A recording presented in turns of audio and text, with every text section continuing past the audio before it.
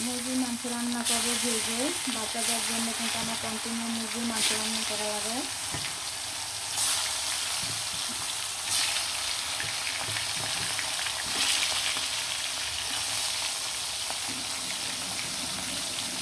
খুব সুন্দরভাবে লাল লাল করে মাংসগুলো ভেজে নিব।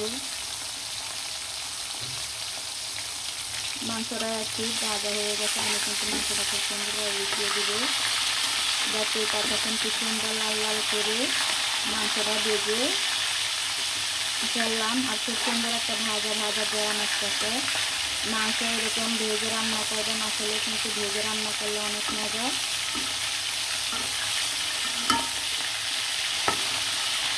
আর বাচ্চাদের জন্য প্রতিদিনই আমার মাংস রান্না করা লাগে। এক এক দিন এক এক রকমভাবে রান্না করে দিই বাচ্চাদের জন্য, বাচ্চারাও খেয়ে মজা পায়।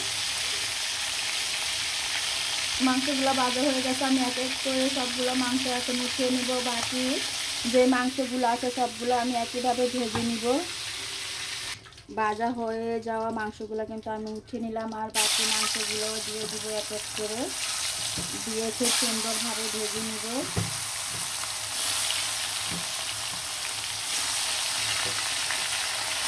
মাংসগুলো কিন্তু আমি ছোটো ছোটো টুকরা করলাম। ছোটো ছোটো টুকরা করলে মশলাগুলো কিন্তু মাংসের মধ্যে লেগে যায়।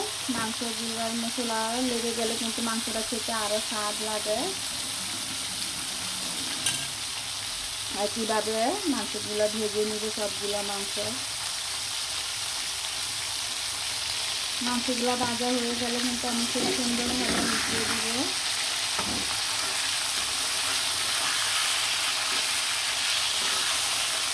লাল লাল করে ভাজা হয়ে গেছে, এরকম লাল লাল করে ভেজে নেবেন। সুন্দর করে কিন্তু মাংসগুলো আমি লাল লাল করে ভেজে নিলাম। লাল লাল করে ভেজে মাংসটা যদি পেঁয়াজ দিয়ে ভুনা ভুনা করে রান্না করেন, সেই স্বাদ।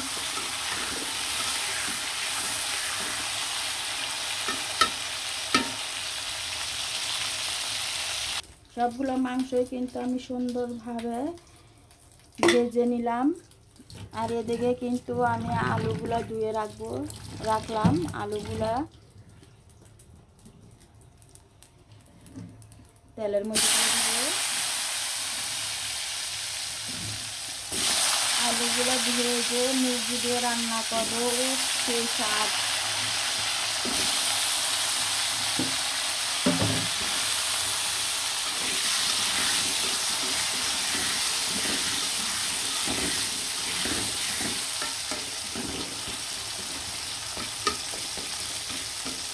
আলুগুলো ভেজে রান্না করলে খুবই স্বাদ, সুন্দর একটা জামিন বের হয়, খাইতে অনেক ভালো লাগে। আলুগুলো খুব সুন্দরভাবে ভাজা ভাজা করে নেব। আলুগুলো কিন্তু ভাজা ভাজা হয়ে গেছে। এখন আলুগুলো খুব সুন্দরভাবে ভাজা ভাজা লাল লাল হয়ে গেছে, এগুলো আমি এখন মিশিয়ে নেব।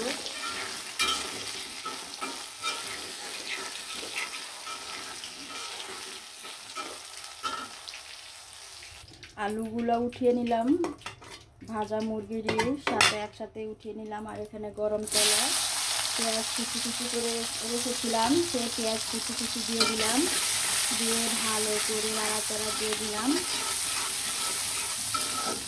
পেঁয়াজটা বাদামি কালার হয়ে আসা আগ পর্যন্ত অপেক্ষা করব। আমার সাথে সাথে আপনারাও অপেক্ষা করেন, অপেক্ষার ফল কিন্তু অনেক মিষ্টি হয়।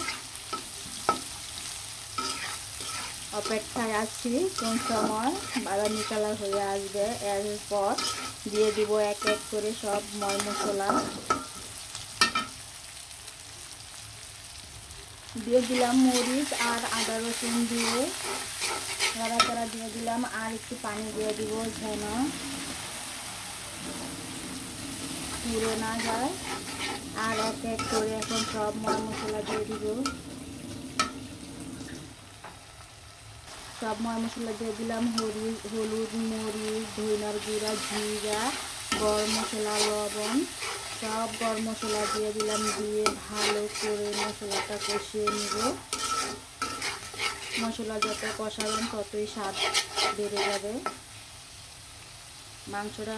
মশলাটা যদি এভাবে কষানো হয়ে যায় আর সবগুলো মাংস এভাবে ঢেলে দিয়ে দিবেন।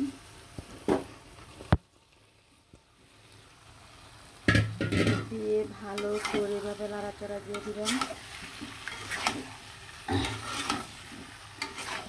ভালো করে এভাবে নাড়াচাড়া দিয়ে অবশ্যই মশলার সাথে সবগুলো মাংস মিশিয়ে নেবেন। নিলে খুব সুন্দরভাবে কষিয়ে নেবেন। মাংসটার সাথে কিন্তু আমি সব মশলাগুলো একদম সুন্দর পারফেক্টভাবে মিশিয়ে দিলাম। দেওয়ার পর এখন মাংসটা শুধু আমি কষিয়ে নিব। ঢাকনা দিয়ে ঢেকে দেবো মাংসটা সিদ্ধ হওয়ার জন্য। মাংসটা খুব সুন্দরভাবে কষিয়ে নিলাম। এরকম মাংস ভেজে আলু ভেজে কষানো মাংস কিন্তু সেই স্বাদ গরম ভাতের সাথে। আপনারা যদি ঝোল দিতে চান তাহলে আপনারা ঝোল দিয়ে জাল করতে পারেন। আমি শুধু কষাবো মাংসটা, বাচ্চাদেরকে আজকে শুধু কষিয়ে দিব। আমার রান্নাটা কিন্তু আমি খুব সুন্দরভাবে করে ফেললাম। কষা কষা মাংস খুবই মজাদার। এরকম মুরগির মাংস ভেজে শুধু কষিয়ে কষিয়ে রান্না করে খাবেন, আসলে অনেক মজাদার, অনেক ভালো লাগে গরম ভাতের সাথে। আর একটু লেবু হলে তো আর কোনো কথাই নেই। সবাই ভালো থাকেন, সুস্থ থাকেন, সবসময় হাসি খুশি থাকেন, শরীর স্বাস্থ্য দুটোটাই ভালো থাকবে। আল্লাহ হাফেজ।